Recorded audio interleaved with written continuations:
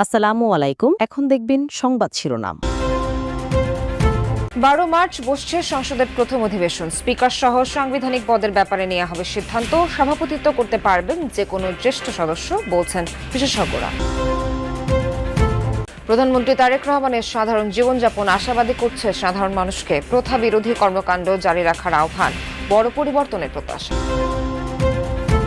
রাজধানীর পান্থপথে বিএনপি নেতাকে সন্ত্রাসীদের গুলি। মোহাম্মদপুরের বসিলায় জুলাই হত্যা মামলার সাক্ষীকে কুপিয়ে জখম। রমজানে ফ্যামিলি কার্ড চালুর পরিকল্পনা সরকারের। সুফল পেতে কালোবাজারি ও মূল্যস্ফীতি নিয়ন্ত্রণের তাগিদ, স্বচ্ছতার প্রতিশ্রুতি মন্ত্রীর। বাংলাদেশের সাথে সম্পর্কে তৃতীয় কারো হস্তক্ষেপ চায় না চীন। বর্তমান সরকারের সাথে কাজ করতে চায় ভারত। পররাষ্ট্রমন্ত্রীর সাথে বৈঠক করলেন পাক হাইকমিশনারও। রেকর্ড ঋণের চাপে অর্থনীতি, দায় পরিশোধে হিমশিম অবস্থা। চ্যালেঞ্জের মুখে পড়বে নতুন সরকার, বলছেন বিশ্লেষকরা। এতক্ষণ শুনছিলেন সংবাদ শিরোনাম, এখন দেখবেন বিস্তারিত। কে হচ্ছেন ত্রয়োদশ জাতীয় সংসদের নতুন স্পিকার? জুলাই সনদ অনুযায়ী বিরোধী দল কি পাবে ডেপুটি স্পিকার? সরকার দলের চিফ হুইপ আর হুইপি বা কারা হচ্ছেন?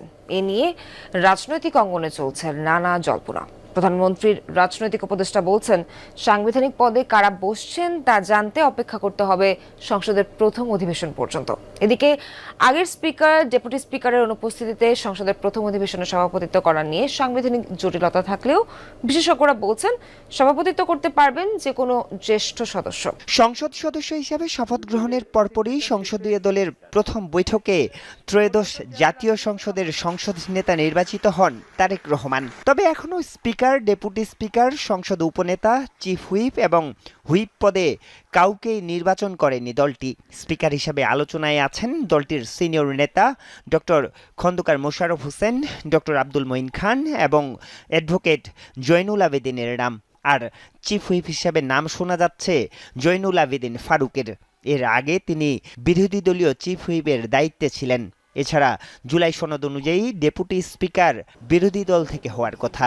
প্রধানমন্ত্রীর রাজনৈতিক উপদেষ্টা জানিয়েছেন, সংসদের প্রথম অধিবেশনে ঠিক হবে কারা নির্বাচিত হবেন এসব পদে। প্রধানমন্ত্রী তারেক রহমানের সাধারণ জীবনযাপনের বার্তা স্ট্যান্ডবাজি নাকি সত্যি পরিবর্তনের অংশ? সাধারণ মানুষ তার বিচার করছে ফলাফলের অপেক্ষায় থেকে। তারা বলছেন, সরকারি প্লট, গাড়ি না নেয়া কিংবা প্রোটোকলে গাড়ির বহর কমিয়ে সাধারণের মতো চলাফেরা ভালো দিক। এর সাথে দুর্নীতি দমন, প্রশাসনিক জবাবদিহিতা আর বাজার নিয়ন্ত্রণের মতো বিষয়গুলো নিয়ে পুরো সরকার যদি দীর্ঘমেয়াদী কাজ করে তবে সেটি হবে ইতিহাস। দূর থেকেই চোখে পড়ে এই একদল তরুণ তরুণীর সরব আড্ডা। কাছে যেতেই বোঝা গেল আড্ডার অন্যতম আলাপ নতুন সরকারের নানা দিক নিয়েই। সচেতন সব শিক্ষার্থী খবর রাখছেন তারেক রহমানের বিলাসী সুবিধা বর্জনের মতো কিছু সিদ্ধান্তের ব্যাপারেও। শুরুতে তো সবাই ভালো থাকে, 5টা বছর এরকম একই ধারাতে চলতে পারেন কিনা। এমন আলাপ যখন চলছে তখনও ভিভিআইপি প্রোটোকলে বড় পরিবর্তন এনে চলছেন প্রধানমন্ত্রী। 12 থেকে 14টির বদলে 4 থেকে 6টি গাড়ির বহর। আর আগে থেকেই সড়ক বন্ধ করে দুই পাশে দাঁড়িয়ে নেই পুলিশ। অনেকের কাছে মনে হইতে পারে যে হয়তো পাবলিক পিয়ারের জন্য করতেছে, বাট দ্য থিং ইজ এগুলো তো এর আগে কেউ করে না। পাবলিক পিয়ারের জন্য হইলেও কেউ করে না, বাট উনি তো একটা ট্রাই করতেছে। সাধারণ মানুষের হৃদয়ে পৌঁছাতে হলে এই ধরনের তিনি যেই কার্যক্রমগুলো করছেন এগুলো প্রত্যেকটা প্রধানমন্ত্রীর আসলে করা উচিত। একটা রাজনৈতিক পরিবর্তন আনতে গেলে অনেকের কাছে অনেক রকম লাগতে পারে, আমার কাছে পার্সোনালি স্ট্যান্ডবাজি মনে হয়নি। রাজধানীর কলাবাগান থানার 16 নং ওয়ার্ড বিএনপির সহ সাধারণ সম্পাদক শফিকুল ইসলামকে গুলি করেছে সন্ত্রাসীরা। গতকাল রাত 9টা নাগাদ বসুন্ধরা শপিং কমপ্লেক্সের উল্টো পাশে কলাবাগান থানার গেট সংলগ্ন এলাকায় এই ঘটনা ঘটে। বিএনপি নেতাকর্মীরা আহত শফিকুলকে দ্রুত ঢাকা মেডিকেল কলেজ হাসপাতালে নিয়ে যান। জরুরি বিভাগে তাকে চিকিৎসা দেওয়া হয়।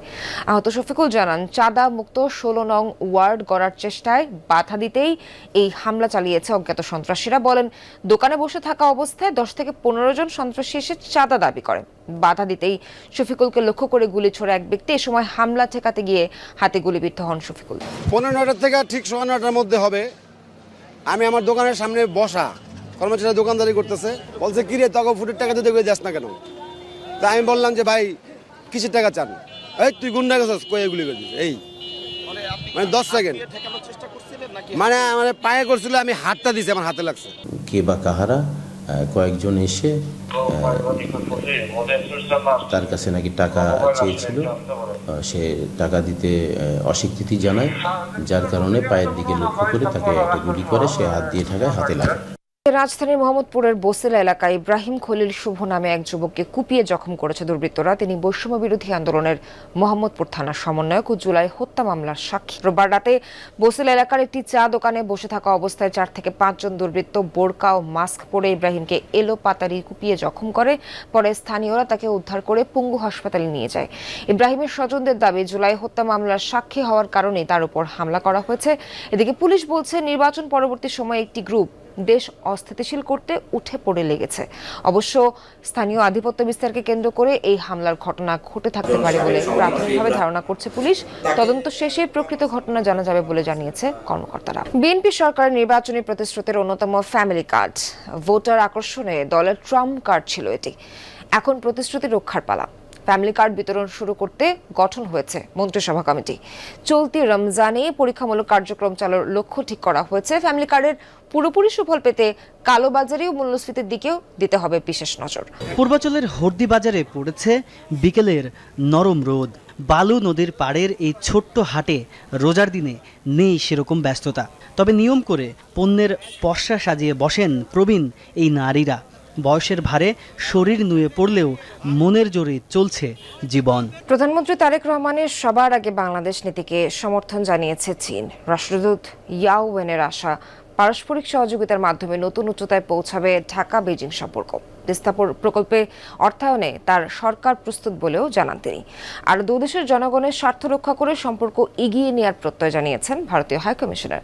প্রত্যাশা, গণতান্ত্রিক, প্রগতিশীল ও অন্তর্ভুক্তিমূলক বাংলাদেশের সাথে কাজ করা। পররাষ্ট্রমন্ত্রী ডক্টর খলিলুর রহমান ও প্রতিমন্ত্রী শামা ওবায়দের সাথে সাক্ষাৎ করতে মন্ত্রণালয়ে আসেন চীনের রাষ্ট্রদূত ইয়াও ওয়েন। ঘণ্টাখানেক বৈঠকের পর রাষ্ট্রদূত চীন বাংলাদেশ সম্পর্ক বিনির্মাণে প্রধানমন্ত্রী তারেক রহমানের পিতা ও মাতার কথা স্মরণ করেন। জানান, বাংলাদেশ সহ দক্ষিণ এশিয়ার দেশগুলোর সাথে চীনের সম্পর্ক নিয়ে তৃতীয় কোনো দেশের হস্তক্ষেপের সুযোগ নেই।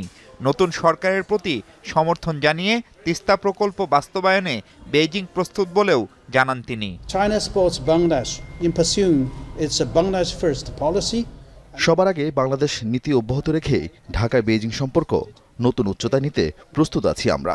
তিস্তা বহুমুখী প্রকল্প নিয়েও আমাদের প্রস্তুতি আছে। ঢাকা চাইলেই কাজ শুরু হবে। ইউএনের পরপরই নতুন মন্ত্রী প্রতিমন্ত্রীকে শুভেচ্ছা জানাতে আসেন ভারতীয় হাইকমিশনার প্রণয় ভার্মা। ঘণ্টাখানেক বৈঠকের পর তিনি বলেন, দুদেশের জনগণের স্বার্থ বজায় রেখে সম্পর্ক এগিয়ে নিতে চায় ভারত। সরাসরি ভিসা নিয়ে কথা না বললেও দ্রুতই সব স্বাভাবিক হওয়ার ইঙ্গিত ছিল হাইকমিশনারের। To support democratic, progressive and inclusive Bangladesh. গণতান্ত্রিক, প্রগতিশীল ও অন্তর্ভুক্তিমূলক বাংলাদেশ গড়তে বর্তমান সরকারের সাথে কাজ করবে ভারত। জনগণ কেন্দ্রিক বিষয় সামনে রেখেই এগুবে দুই দেশ।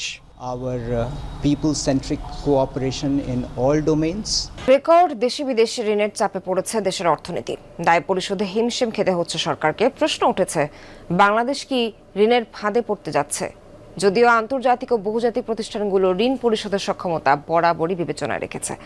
ঋণ ব্যবস্থাপনা নিয়ে নতুন সরকার চ্যালেঞ্জের মুখে পড়বে বলে মনে করছেন বিশ্লেষকরা।